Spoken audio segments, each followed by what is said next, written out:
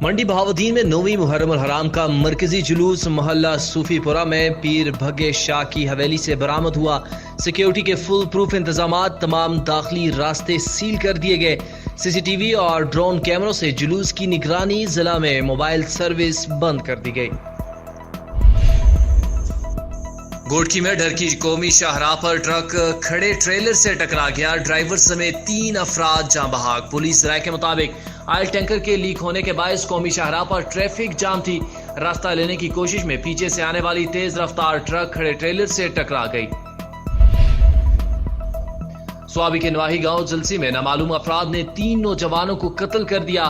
Police کے ذرائع کے مطابق تینوں نوجوانوں کی لاشیں قبرستان سے ملی۔ لاشوں کو پوسٹ مارٹم کے لیے ہسپتال منتقل کر دیا گیا۔ جاں بحق نوجوانوں کی شناخت وقار، مراد اور شاہ سوار کے ناموں سے ہوئی۔ سوات میں ایکسپریس وے کی تعمیر کا معاملہ حکومت اور زمین مالکان میں ٹھن گئی۔ متاثرین ایکسپریس وے کی احتجاجی ریلی اور حکومت مخالف شدید نعرے بازی، کہتے ہیں جان چلی جائے زرعی زمینیں کسی صورت نہیں دیں گے۔ بہاڑی کے علاقے بستی داد جملیر میں مسلح افراد کے چائے کے ڈھابے پر اندھا دھند فائرنگ کی زد میں آ کر ڈھابے کے مالک سمیت ایک شخص موقع پر جاں بحق ہو گیا، جبکہ ایک راہگیر نوجوان فائرنگ سے شدید زخمی ہو گیا۔ ملزمان فائرنگ کرتے ہوئے فرار ہو گئے۔ علاقے میں خوف و ہراس پھیل گیا۔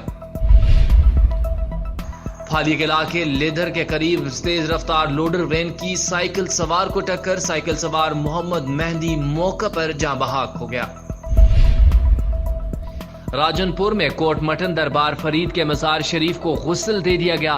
سجادہ نشین خواجہ محی الدین محبوب کوریجہ نے آب زمزم اور ارک گلاب سے مزار شریف کو غسل دیا۔